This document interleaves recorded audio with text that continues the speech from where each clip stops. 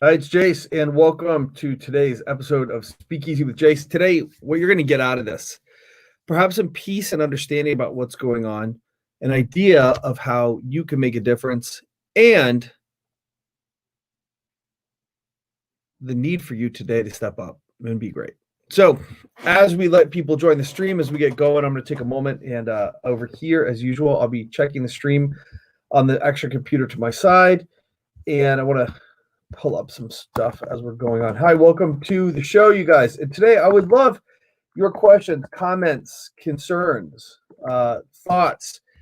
If you have questions about what you could do, if you have questions or feelings you want to express or share about what's going on, I'd love to hear those today. I want to share some ideas and thoughts I have. And also, I want to make this a forum for you to share what's going on for you and what's happening for you. Also, on here today, just questions. Now, if you do have questions on speaking, let me know. Ronan says, bro, it's good to see you, bro.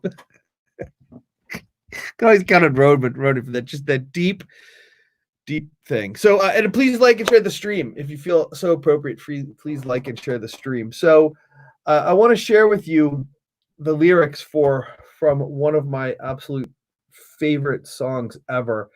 And I think it ties into what we're doing today. This is one of the songs that we play at my speaker trainings, and it's, well, I don't think anything could do better than just kind of reading you these lyrics. So, and it was interesting because I was praying and I was asking God about what I wanted to talk about or what He wanted me to talk about on the show today. And obviously, we've got to talk about the Floyd thing and what's going on.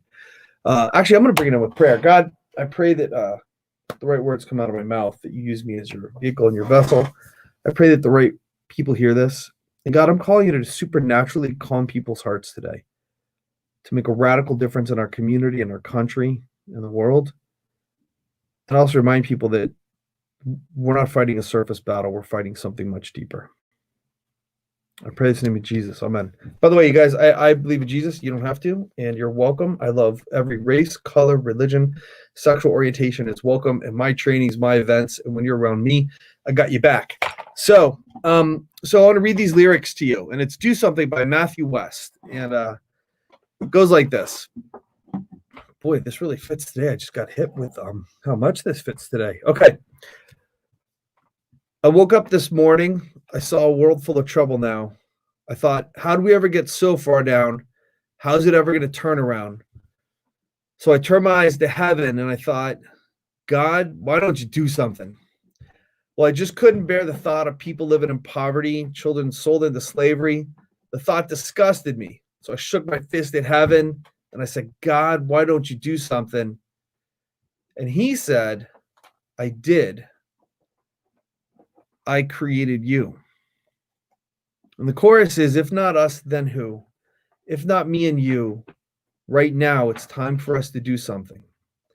If not now, then when will we see an end to all this pain? It's not enough to do nothing. It's time for us to do something. I'm so tired of talking about how we are God's hand and feet, but it's easier to say than to be, to live like angels of apathy who tell ourselves, it's all right, somebody else would do something. Well, I don't know about you, but I'm sick and tired of life with no desire. I don't want a flame, I want a fire. I want to be the one who stands up and says, I'm going to do something. If not us, then who? If not me and you, right now it's time for us to do something. If not now, then when will we see an end to all this pain? It's not enough to do nothing. It's time for us to do something. We are the salt of the earth. We are a city on a hill. Shine, shine, shine, shine. But we're never going to change the world by standing still. No, we won't stand still. No, we won't stand still. No, we won't stand still. So I think it's a call to action for you and me. And I think I want to take this thing from multiple angles. And you may or may not buy into what I'm saying. You may or may not believe what I'm saying. You may or may not buy into it. And I request that you listen and get that this is what I believe in, and just be okay with that. So I want to share this from a couple of different angles. So I did Aikido for a long time. I have a 2nd-degree black belt in Aikido. And if you're not familiar with Aikido is the way of peace. Aikido means harmony, spirit, way. And in Aikido, there's no attacks. So there's actually a joke. What happens when one Aikido master gets in a fight with another Aikido master? Nothing. Like there's no fight. And in Aikido, you're responsible for your well-being, but also that of your attacker. And some background on that in today's society, the reason that's valuable and powerful is if someone attacks you and you just destroy them, even though you're defending yourself, you could go to jail for that. Separately, even justified, when people justifiably defend themselves and kill someone, they have a lot to deal with emotionally, even soldiers. And so if you could get out of a scrape without destroying or hurting that other person, all the better. And then ultimately, what if you could diffuse the situation and create love and friendship? And so I really don't think a lot of Aikido is being practiced right now. And I will say this, though. Soke was training us one day, and we practice where one guy will attack someone else. And Soke was our, if you ever heard of the word sensei, sensei's sensei is called Shihan, and Shihan's sensei is called Soke. So Soke is training one day, and this guy comes in on attack, and Soke takes him down, and he's got the guy right here, and he goes, sometimes you have to, bam, give him a hit to get the evil spirit out. It's kind of like to wake him up. And I'm not condoning what's going on in America right now. I'm not condoning the violence. And sometimes you got to give them a hit to wake them up and get the evil spirit out. And what I think that means, my take on what Soke was saying, is that sometimes you got to wake people up, and sometimes you got to kind of smack them to wake them up. And ideally, that's not the case, but sometimes it is. And I used to go to these seminars, and we play this game, and I don't want to give anything away. You might have heard it called the red-black game or the XY game. And it's I don't want to ruin it in case you ever go to an event and play it, but it's one of the most impactful games I've ever played. And one time I was playing it, someone was talking about when the other team, like what could be perceived as your opponent, isn't getting the message, sometimes you need to give them a smack and wake them up. Sometimes you need to give them a wake-up call by causing pain or damage. And while I do not condone at all what's going on, maybe part of what's going on is a wake-up call. Maybe the intention is. Now, I have to back up and put this caveat on it. There could be people pulling the strings. There could be political agendas at work. There could be things about destabilizing the economy or bankrupting the country. I don't have enough expertise to speak about any of that, so I'm not going to. I'm just going to say it's possible. And if that's, research it somewhere else. If you find something, send it over to me. I'll digest it. That's none of my expertise. What is my expertise, though, is causing transformation and change in people and in groups. And so I want to share from that point of view. So maybe, though, first, though, what I want to get is maybe this is a wake up. Maybe at some point, if enough damage got done to enough Americans personally, people would wake up and go, we have to change this system. It's not okay, and it's affecting me personally. Interesting how my viewership just jumped way down. By the way, Facebook user says, hi. Ronan says, would you suggest a person starts? And Facebook user says, it's very great for me. I have a feeling that's our friend from overseas. Guys, for StreamYard to recognize you in your comment, you have to tell StreamYard to recognize you. Let me do some shout outs on who's here. We've got Ronan's here, Zach, Allison, Kathy Heisler, Matt Castle, Lynn. Good to see all of you guys. Hey, Pets, it's also streaming in Cast and the other groups. Could you open it there too, please? So if enough people felt the pain, something happens. So maybe that's what they're doing. And my hope and prayer is that out of this, something better happens. So I want to share with you a guy named Dr. DeMartini. Dr. DeMartini has this thing called the quantum collapse process. And his theory was for every action, there's an equal and opposite reaction. You probably heard, that's not his theory. I'm about to get to his theory. So, was it Einstein said that? Theory, for every action, there's an equal opposite reaction. Well, DeMartini in this thing called the quantum collapse process said that for every bad thing that happens, there's an equal and opposite reaction of good. Well, I don't know if I believe all of this stuff, and it gave me a framework in which to understand and accept things. See, in the Bible, it says God works together.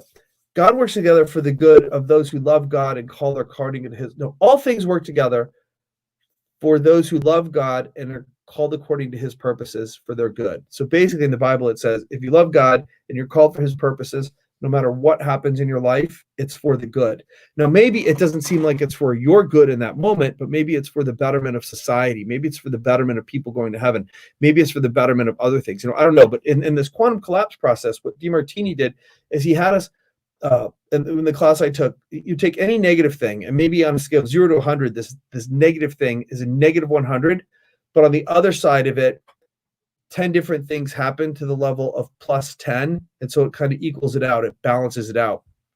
And so what I'm building to with this is if we can have enough good come out of this on the other side, there's a way to look back at this and find the good in it. And right now, that might be a totally radical and difficult and hard thing to say. And it's possible. Ronan said Newton's third law. Yeah, thanks, Ronan. Some other shout outs. N.A. Darwall is here. What's up, N.A.? Hey, I saw your new picture. That looks awesome, man. We also have on here Natalie. Hey, Natalie and Leo. Good to see both you guys. And Sonia Garcia. Hi. And Jolene. What's up, Jolene? So I'm not doing the best job explaining it. And let me just give it one more time. Say this is sea level, and something happens really bad, negative. If we have enough good come out of it on the other side, it like balances it out or makes it worthwhile. And God says all things work together for the good of those who love God and are called according to His purposes. And so I think if you love God and His purposes are to love people, then we can have great good come out of this. Jolene says hi to all. Hi, Jolene. So I am not discounting Mr. Floyd. I forgot, what's his last name? George Floyd. George Floyd. Mr. Floyd. I'm not discounting his loss of life.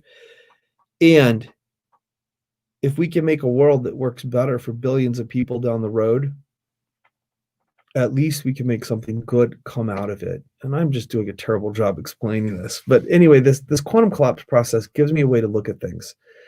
And there has been a lot of negative happening. And the other side of this, on the other side of, good can come out of negative. I don't know if you believe in it, but I do. There is a force that wants to steal, kill, and destroy. There is an enemy, and too many people don't know he exists, and there is. And I hope this, whatever, if this costs me clients, business, viewers, whatever, I don't care. You need to know it. There is an enemy, and the enemy wants to steal, kill, and destroy. And the enemy will use whatever means it can, and it will lie, and it will deceive, and it will put seeds of hate and spite and anger. And it wants to tear people apart. It wants to tear countries apart. It wants to tear families apart. And if you don't have protection from this enemy, you are a sitting duck. And right now, I think part of what's happening for people is they're wanting to do something better, and yet they're letting hate and anger take over. And, remember I said earlier, like sometimes you got to hit them to wake them up. And so maybe some of the protesters who are being violent are trying to wake people up by being violent. And I think there's a group of them that are just letting themselves be gripped by the enemy, and they're unwittingly and unknowingly causing more pain and separation in the world. So that goes to another question then. Why would people do that? Here's what I believe. We are magnifiers. We are magnifiers of what's inside of us. And so in my speaking training, I talk about the formula for a great presentation is compelling content times dynamic delivery times you. So that means we have to have the right words and the right order and the right topics. And then we have to be really funny, engaging, and also get people laughing and crying, and multiplied by you, because what's in you is magnified on stage. If you've ever spoken in front of 500, 700 people and they're all got their attention right on you. Like I remember I was at these high-end landmark courses called Team Management Leadership Program. Ronan and I met at one of these. And you get on stage and there's 800 people in the room, and they're they're all in agreement to pay attention to the people on the mic, and that many people looking at you, it's like whatever's in you comes up. So in daily life, what's in us comes up. And if you think about a time when you've ever had you've been so hurt or had a heartbreak, and then you see happy people, you ever feel like, why are they so happy? Son of a, like the weekend that we had to postpone our wedding. Do you want to say hi, by the way? Betsy's here. Face height? No, she's not coming on the camera at all, or I will be in a lot of trouble. So Joel Smith joined. Good to see you. Gabrielle, good to see you. Michelle, good to see you. So the weekend we had to postpone our wedding was one of the most painful weekends I've ever been through. And I was walking around the park. I didn't want to be in my house alone. And I remember seeing all these happy people. I'm like, what are they so happy about? And I was like, it's like, I didn't want to go cause people pain, but I wanted people to share in my pain, and not from a healthy way, at least not at first. I got transferred it quickly, but I think what happens is when people are hurting and upset, they want other people to feel the same way. And then if you think about a time you've had this great blissful experience, wherever you've been in the mountains or camping or hiking, or you've been to a seminar or an event and you had this huge breakthrough, typically it's like life's amazing and you want to share how amazing it is with people. So my point is, whatever's happening inside of us, we have been designed to want to share that and have other people experience what we're experiencing. And so I think what's happening now is people who have been really hurt, as in they have been hurt, someone hurt them, someone wounded them, and people who have been experiencing hurt and pain for a long time, it's now coming out and they want other people to feel the same way they're feeling. And some people like, oh, well, why would these people burn down the stores in their own town? What good does it do to burn down the low-income housing in their town that's designed to help their community? When you're really hurting, you don't think about that stuff.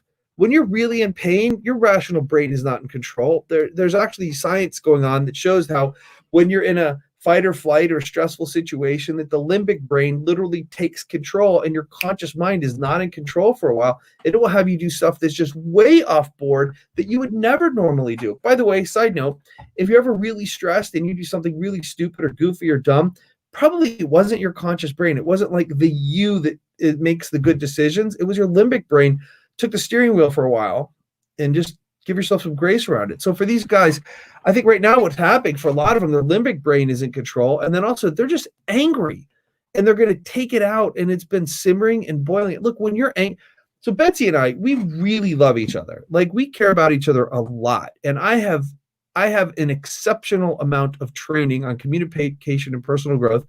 Betsy's worked in the church for over a decade. I mean, she literally had like an office. How many years in the church? I don't know, about 10 years. About 10 years had an office in a church, and we still get in fights, and we still argue, and we still have times when I get hurt or she gets hurt or we hurt each other or whatever.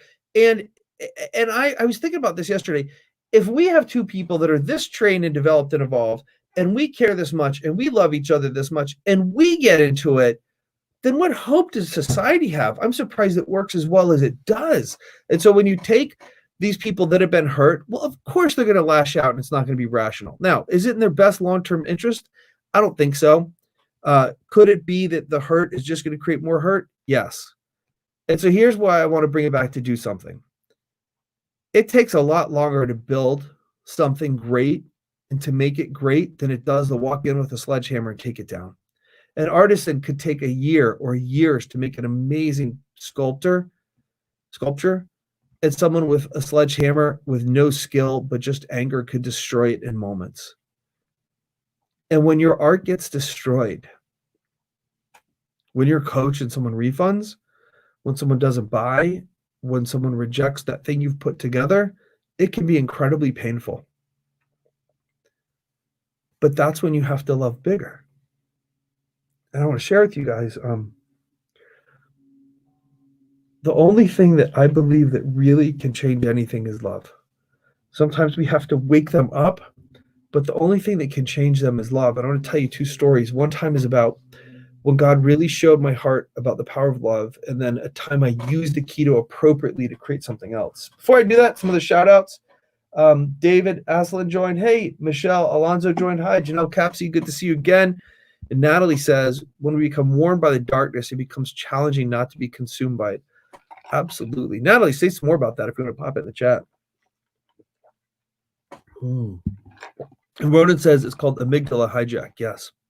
So here is when I got so I was dating a woman named Eden, and Eden had a little kid named Taylor. And Taylor has slit ventricle syndrome, where her two hemispheres don't talk, like that. I think it's corpus callosum that's supposed to connect them. Like when you get really upset because the emotional side gets triggered, well, the logical side can step in and calm you down. So she didn't have that. So she would go get on these fits, and she would try to bite and pinch Eden. And I'm dating Eden, and I'm like, that doesn't work. And I couldn't. I hated Taylor like for a long time. And Taylor has a small IQ. She was hysterical. Joel says this explains it well. Oh, thanks, Joel. That's awesome for posting that link. Thank you. So I would get mad at Taylor, like really mad.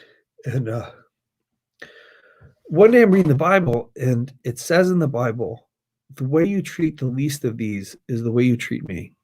And you could define the least of these for you. It could be, oh man, I just got something. The people who are rioting today, how you treat them is the way you're treating Jesus. Can you love them in the middle of that? And if you don't believe in Jesus, whatever your ideal of being a great person is, inside of these people is a hurting person. Inside of these people is someone who wants to be loved and cared for. So anyway, reading the Bible, and it says the way you treat the least of these is the way you treat me. And I took a nap, and I had this dream. I don't know if I was awake or was a daydream or what, but I go to heaven, and Jesus is standing here. He's just got this look on his face like, hey, good to see you. And then Taylor's standing next to Jesus, and Taylor, like, she's like one little gimpy arm usually, and she kind of stands at an angle usually, and she's next to Jesus like this. And so Taylor was already there. And so I walk up, and Jesus just has love in his eyes. And he looks at me and he goes, like, so how'd you do? Like, here's the least of these. How'd you treat Taylor? Because Taylor is me. And like there wasn't condemnation in his eyes, but it was like, so how'd you do? And I woke up and I was like, oh crap. And that day, and Taylor, by the way, really funny. Taylor, I think, is who really taught me how to love.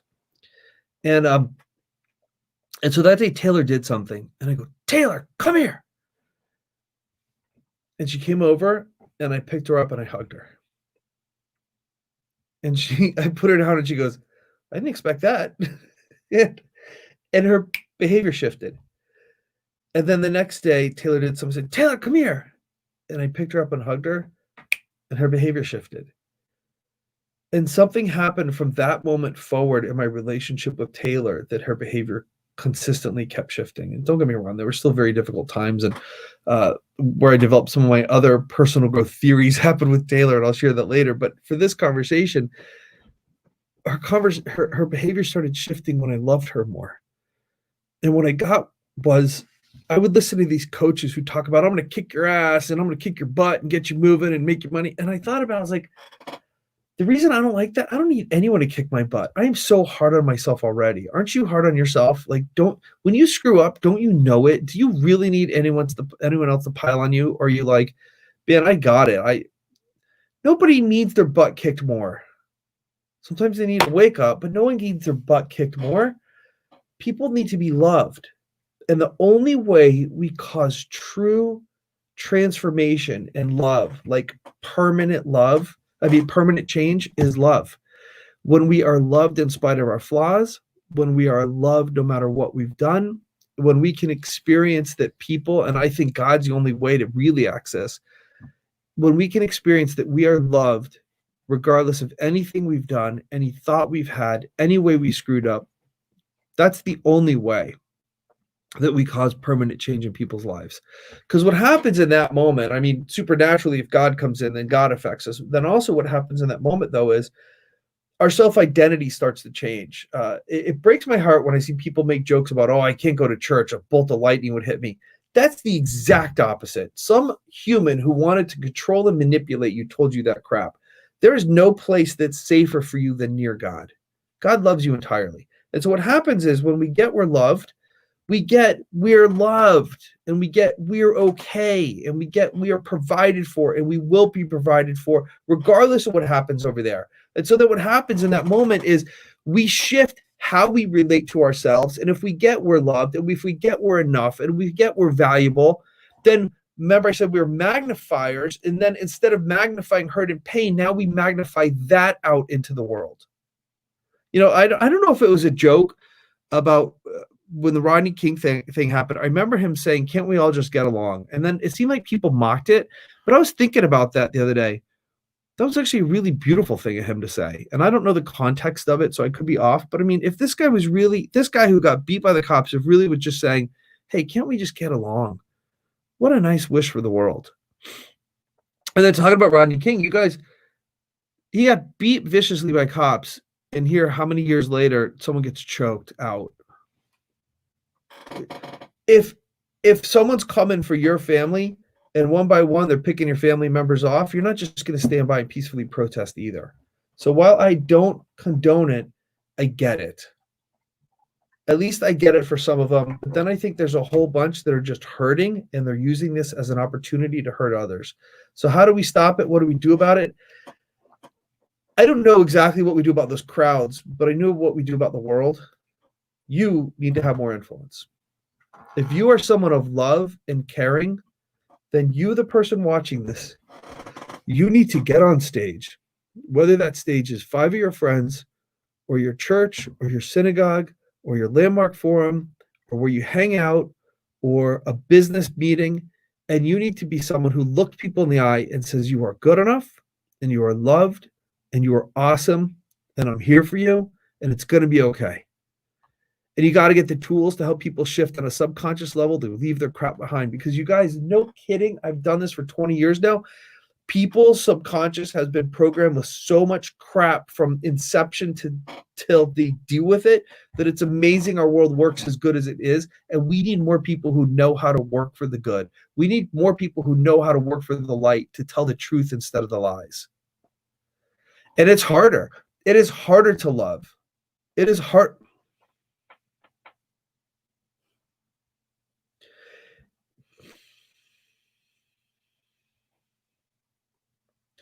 It is natural and it is easy when someone hurts you or breaks your heart to fire back. Is today the day we tell them? Come on. I can't tell without you on.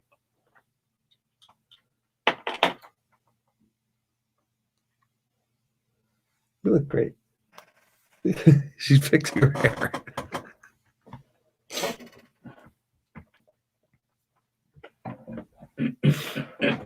Please welcome to the show the wonderful, amazing Betsy. Hey everybody. So I'm over here just crying up to the side. But yes, if anything, today's message is just about love and how love is hard. Love is very hard. And we're not just meant to love our partner, our children, our people that have been put into our lives. We're meant to love our neighbor, the person that we just see maybe every now and then. And just as it may be difficult to have, as Jase was mentioning earlier, to be able to, even though him and I, we work so hard to be able to be great human beings, to have a consistent flow of love and communication and deep understanding. So is the same for everybody else that's out there, for us to be able to share that love, that deep communication, that reaching out, it's the same thing. It's the same type of love. So is today the day we share what happened? Mhm. Do you want to say it? Yeah. I don't know what's more empowering or honoring for you. God. So a week before our wedding, Betsy slept with her ex. And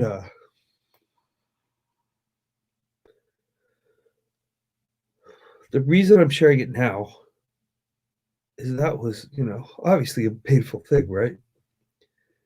And just before this, I had taught like a 4-day personal growth intensive that does like some deep transformational work. And I don't share all the outcomes because it's private to the people, but we had a woman in there who had been through one of those painful things any woman could go through, and she got to get through it and get over it, And then other people are dealing with stuff they've carried around their whole lives. And I really believe that we are a function of our conditioning. Everything that happened in our lives from the moment of inception till today is a part of our conditioning. And so when this happened with Betsy, I could have flamed her. I could have cut her off. I could have hated her. I could have whatever. And it was a real gut check. Am I going to live what I teach, or is it just BS? And what I believe is that Betsy's conditioning up to that point and subconsciously what had been put in her view of herself and the world is what led to that. And I'm not saying I didn't have anything to play, I could have, but that was really her issue, right? But it's not like Betsy as a fixed thing. It was like a program that was running in a computer caused it. Chip in anytime. Yeah, so I think at this moment, I want to make sure I use wisdom to be able to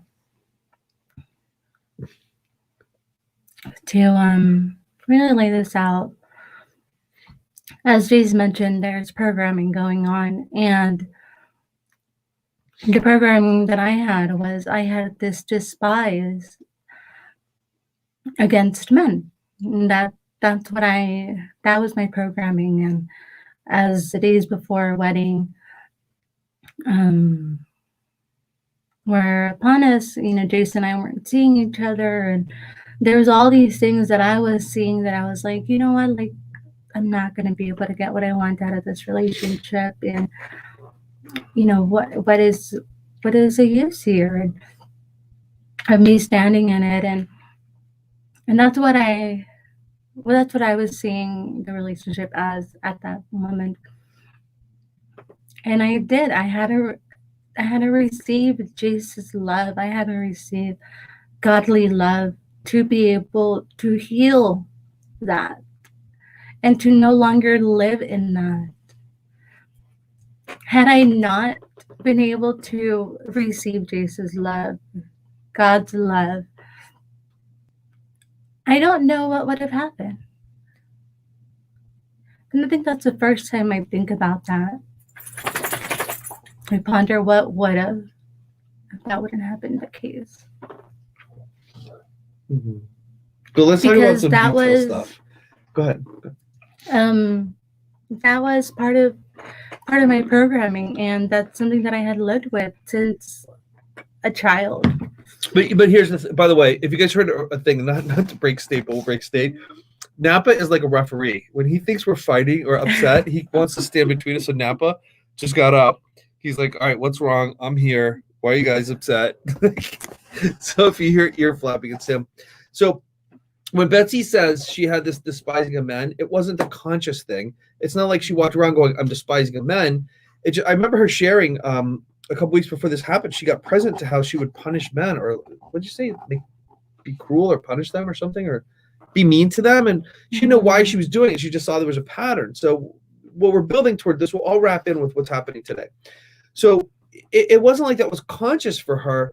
It was subconsciously in there. She had been wounded. And so as a protection mechanism against men, like some man wounded her. And she had that despising of men. And so then also she had it that she would never get what she wanted out of relationships. And the way programming works is once that thought is formed, it becomes a self-fulfilling prophecy. So she could choose relationships where she really wouldn't get what she wants. And then also she would subconsciously sabotage a relationship where she could get what she wants. And so that was the gut check for me, is do I really believe this? And we have our friends who are, what a blessing.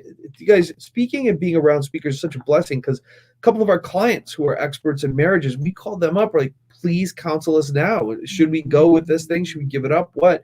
And they had her realize that she had this subconscious pattern to believe she could never get to be disappointed in the man in her life. And so no matter how great I am, if she has that filter for me, I would fall into that filter. And so I don't want to go too deep down the rabbit hole of programming. Jump in if you want to, but I'm going to riff for a minute. Otherwise, what I want to get to was I had to believe what I believe, and that is that we are not fixed human beings, that we're a function of our programming. Yeah. And so what we did was we took our honeymoon money, and Betsy, I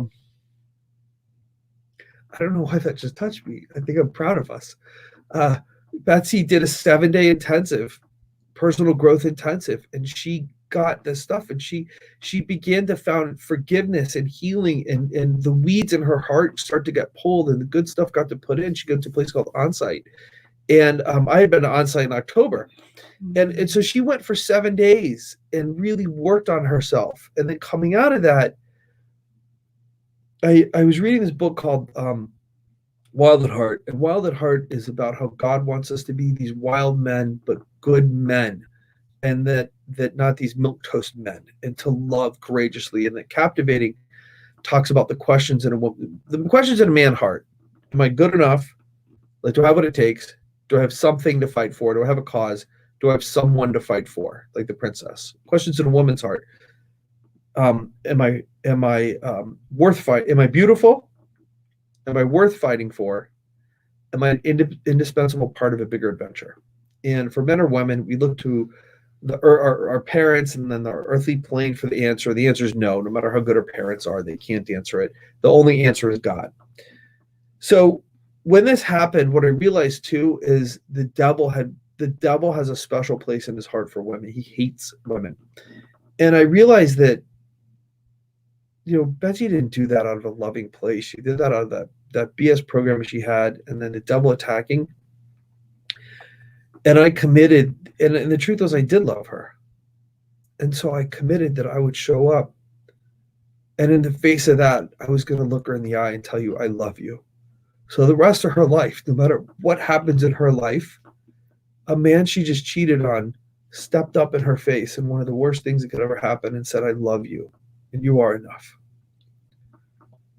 And I think that's what the world needs, you guys. I'm not saying you got to go be doormats, but what I'm saying is, in the face of that, saying I love you, that's when healing hurts.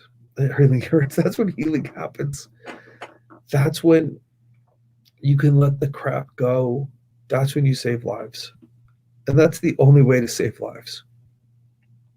And who knows what'll happen here, right? We know what we want to have happen, but the rest of her life, she has a completely different life now because of that. The rest of her life will be different. And while that's not the access I want to have to making a difference in the world, I know I stepped up and I manned up. And I call it loving courageously. I loved courageously in that moment. Anything you want to add on that? While you're thinking, she likes to collect her thoughts. Let's do some comment. Joel said, love you guys. Time to share. Yeah, I had a vibe, by the way. I'd be sharing this soon. I didn't know what the connection would be, nor it would. Erica says, love you guys. Love you too, Erica. And Jolene says, with heartbreak comes healing and learning. There's no timeline. Years later, a moment may pass. You may feel. Yeah, and let's be straight about that, you guys, too. It still comes up for me time to time, and it's painful, but it also has caused us to have to communicate at a much deeper, better level. Yeah. So it sucked, and we will be better for it. And remember, I talked about that DeMartini thing about like for every negative that could be, well, whatever. It's now a part of my history, and so I'm either going to get bitter or I'm going to get better. It's like that example about getting in the hot water. It makes you bitter and boiled, or it makes you softer and warmer. And I choose, if anything is in my history, I'm going to do the work to come up with reasons why it serves me. Maybe it serves me because it will never happen again and in a positive way. Maybe it serves me because I see where I need to shift. Maybe it serves me because it catalyzes me to other people. Maybe it serves me because I go, wow, if that could happen with us, how many other women out there or men are subconsciously really bitter at the opposite sex that I can now help? And then it catalyzes me to go into my mission even more. I don't know, but I know this. If you want to change the world, you have to love the world. And Yeah. it becomes with loving one person. You want anything to add? Should I keep going? No. Keep on going. So here's an example from a keto that did work for me. So I was dating someone, and her baby daddy, they were never married, but her baby daddy would come over on the weekends to hang out with the kids, but he would get drunk, and she was like done with it. And one day she got pissed, and she's throwing all his stuff out of the house. Like, you can't be here anymore. He's a gun. So she's like throws his gun into his truck. Well, I don't know if it was loaded or not, but just throwing a gun is not a responsible thing to do, right? And I'm like, great. He's drunk. He has a gun. She's pissed. This is wonderful. Sarcasm. And I live down the street. So I'm like, I got to do something. So I drive over, and he's outside. And so I'm the new boyfriend, right? Who am I? So he's like bowing up on me. And so I'm like, use your keto, Jase. Where is his energy? What would he like? Well, he's having drinks. And I'm like, hey, let's go get a beer. So we go get a beer. And at first he's like coming at me like, you're this and you're that, and blah, blah. And I just, in a keto, I picture like a tree with the wind blowing through the tree and the leaves.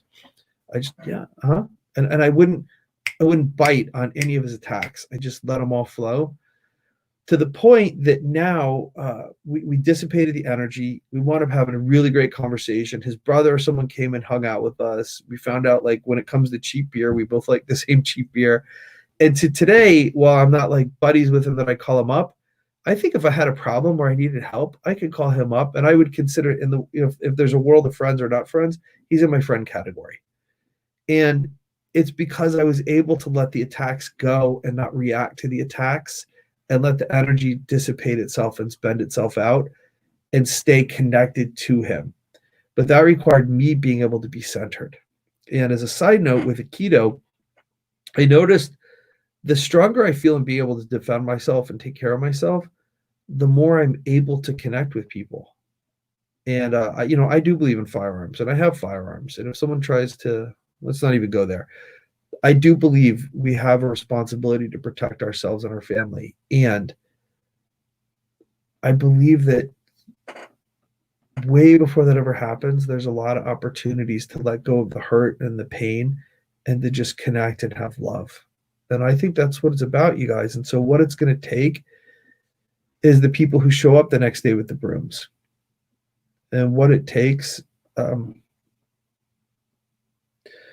that woman cop who went in the wrong house and shot that black dude a few years ago, that last year, I don't remember the name. It happened in Texas, I think.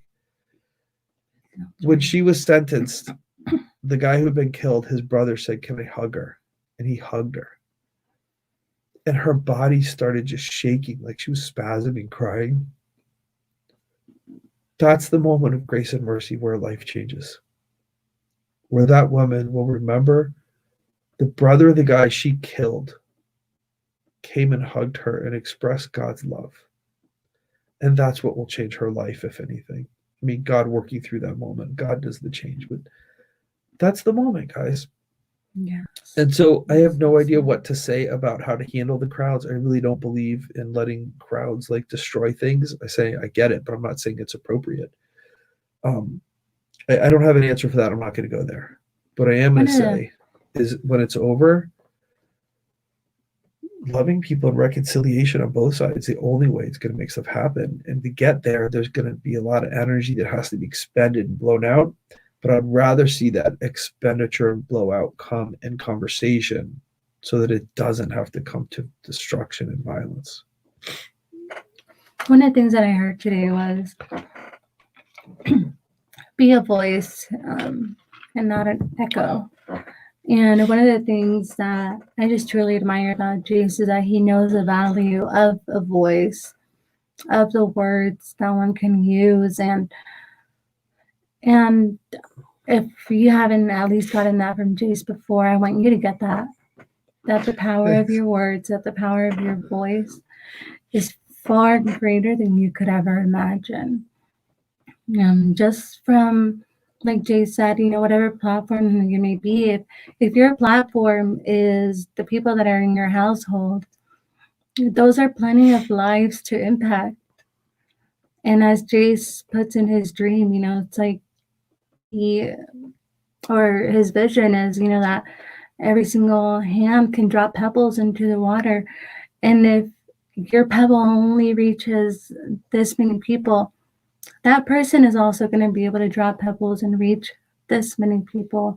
And that's all it takes. Mhm.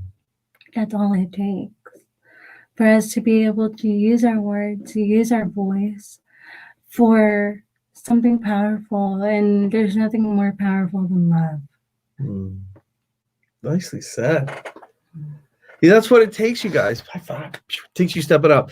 So Michelle said it's hard to break down barriers to love someone. Awesome story of forgiveness and love. Thank you. It looks like Michelle's doing the blackout. Awesome. The Botham Gene Foundation. Oh, I'm not sure what that is, Michelle. If you're still on, please let us know. Let me do some more shout outs. Some people that came in. Let's say hi. Looks like we had wow, a lot of people actually came on. Nicole Stoll, good to see you. Jose Bennett, good to see you. Sharon, good to see you. Autumn Smith, Autumn, Alan Cunningham, Linda Miller, Lynn Montgomery. Hi. It's good to see all of you guys. Let's see who are. We have multiple streams running, so we don't see them all in one place. David joined, Michelle joined, Janelle, Susan McGrath. Hi, Susan. Alyssa Rogers joined. Also, we've got Hello. and joined. My mom's on. Linda Kane. Hey, Linda, good to see you too. Dottie, Jeff Salonis, Erica Keys. Good to see all of you guys. So the world needs you guys. And what hit me about this too is really my mission in life is I believe you have a God-given mission that only you can fulfill, and it can be funded and fulfilled through your business. And it comes through public speaking is the number one fastest way to grow your business. And that's what we're about. That's what the world-class speaker that's what the world that's what the World Class Speaker Academy is about. Botham Jean was a guy killed in Texas. But okay, thank you. Yes, awesome. So Botham Jean's brother expressed the love that it's going to take to change the world, and that was beautiful love on his part. So you guys, Blake, call out. I want to share something. I am starting a new program, and it's so the timing is divine because we're already creating it before COVID, but with COVID, it's called World Class Speaker Coaching. And it's an online program to teach you how to use speaking to make a difference and make a lot of money. That's what we like to say is you get to make a difference in the world. You make a lot of money. Speaking changes the world, speaking changes you, and speaking radically changes your business. And that's what it's about. So if you would like to get on there, just go to, if you want to book a call and see if it's appropriate for you, just go to this, callwithjase.com, and you can book a call with me, and I'll tell you all about it. So just go to callwithjase.com. I'll share with you about it. And if you think you're ready to be that person who steps up and make a difference, if you want to get the skills to rock a stage so you can change lives, if you want to give yourself, that's part of how it changes you, is you give yourself to something bigger. Yeah. And that's what it's about. And the world needs you. Whether you do it with us or you do it on your own, I have no preference. Just do it. Just get out there and just make a difference in the world, you guys. That's what it's about. But I'd rather have you go half-cocked than none. And I'd rather have you go half-cocked with immaculate training so that you're immaculate on stage and you have the tools of your voice. You learn frameworks for change that you cause change in yourself and others. And that you have the tools and skills that change the world. And you notice I said in yourself and others, it starts with yourself, you guys. When that stuff went down with Betsy, if I hadn't gone through the training I'd been through, I'd never be equipped. And then I remember how I talked about how for every negative, the positives that can come out. Now that I've been through that, I mean, there's worse things that can happen. And but I mean, I've dealt with that, so I could deal with a lot more than I used to be able to deal with, right? And so And also we can look at other people in the eye and say, look, you'll get through this too. Like Jolene, who's watching, she's one of my favorite stories from our event. She went through some stuff, and her phrase is, "There's fun after that." And she went through some really painful stuff, and she could look people in the eye and say, "There's fun after that." And so, whatever hurt you've been through, the biggest heartbreak of your life will either be that thing that drags you down the rest of your life, or it will be that turning point that gives you the skills and the impetus and the goal and the passion to rock the rest of your life and make a difference in the world. So the things that happen, and I can't go too deep into this in time we have, but basically the things that happen to you, until you overcome them, they're the most incredibly painful, victimizing, hurting things that will ever happen to you, until you make a jump and you get on the other side and you look back at it and you go, while I don't ever want to experience that again, I thank God for it, and I choose it because it equipped me to be the man or woman I am today, who can make a difference with this group of people the rest of my life. And as a side note, if something's in your history, do the work to make it positive, because no matter what, it's going to stay a part of your history. You can't just forget it. So instead of being victim to your history, let's figure out how to catalyze it and use it so it's better. So there's going to be good stuff that's happening out of what's happening right now. Well, it stinks, well, it sucks, and there has to be. And maybe the good stuff is going to be that the rest of our lives, the way different races are treated, are better, that America becomes better, that you and me as people become better. Maybe the better thing in your life is because of it, I had this conversation today, and you're going to step into your destiny and you're going to save someone's life down the road. I don't know, but some good is going to come of this, but only when we get him involved and we do our part to make it happen. Anything you want to say? So much that I want to say. And I feel like we have touched a lot of it. I definitely think this is one of the speakeasies to go back and to really just digest everything that's been mentioned, from Aikido to that we were able to love each other, and just how love is difficult and how it can be shared to the least of these. There definitely is a lot that we've touched on today. So I'm going to wrap the way I started by reading the lyrics to a song. I woke up this morning, saw a world full of trouble now. Thought, how'd we ever get so far down, and how's it ever going to turn around? So I turned my eyes to heaven. I thought, God, why don't you do something? People living in poverty, children sold into slavery. The thought disgusted me. So I shook my fist at heaven, said, God, why don't you do something? And he said, I did. I created you. And I want to pause from reading those lyrics to say this to you. He said, I did. I created you. You. You see you? You. God made you to make a difference in the world. And if you're watching this now, God really made you to make a difference. Otherwise, you wouldn't be attracted to this kind of conversation. Yeah. So the chorus is, if not us, then who? If not me and you and you and you. Right now, it's time for us to do something. If not now, then when will we see an end to all this pain? It's not enough to do nothing. It's time for us to do something. I'm sort of tired of talking about how we are God's hand and feet, but it's easier to say than to be, to live like angels of apathy. It's so easy to live like angels of apathy who tell ourselves, it's all right, somebody else will do something. Well, I don't know about you, but I'm sick and tired of life with no desire. I don't want a flame, I want a fire. I want to be the one who stands up and says, I'm going to do something. We are the salt of the earth. We are a city on a hill, but we're never going to change the world by standing still. No, we won't stand still. And so I want to call you to the army. I want to call you to the army of people who love, the people who love unconditionally, the people who love bravely, the people who stop the cycles of abuse. I just got why I love Aikido.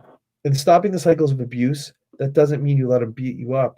You stop them abusing yourself or anybody else, and you end that cycle, and you do it in such a way that peace and reconciliation can happen. And that's the way we're going to change the world.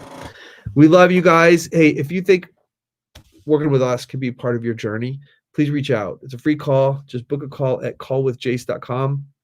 We'll get on. It'll be discovery to call, see how we can help you. This new online program we have is amazing. I'm taking the best of my highest level coaching programs and digitizing it so you could learn at home, combining it with live group calls. But really, guys, it's about you massively growing your business and making a massive impact on the world. And then some comments. Jolene says, amen, thank you. And Joel says, Betsy, and we really love you and what you bring to Jase Souter. Compliment from Utah. Thank you. I was just looking how pink I am and how beautiful Mocha you are. So we love you guys. Anything else? No, just we love you guys. Spread the love. Yeah, really spread the love. And if you're a praying person, perhaps pray. I'm gonna take us out and pray. God, thanks for this opportunity to speak. Thanks for the open ears. I pray that someone is catalyzed to love deeper. And on top of that, before that, a part of that, God, I pray that you just remove the hurt from their heart or give them on a path. I don't think it just happens by ourselves. Do it for them or get them on a path to take that pain out of their heart. God, I'm just praying that supernaturally, nationwide, you calm people's heart today.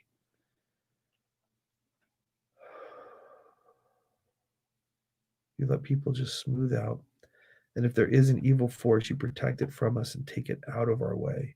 You remove it from the society and let those of us just give us an opportunity to spread the love and to get more people to know they're converted to love and light, to stop the evil forces, God, and to calm America and bring us the good that's going to come. Amen. Thank you guys for tuning in. We'll talk to you soon. We'll see you next Tuesday. And if it's appropriate to you and you know someone who could benefit from this, please like and share the stream. Love you guys. Bye. Bye.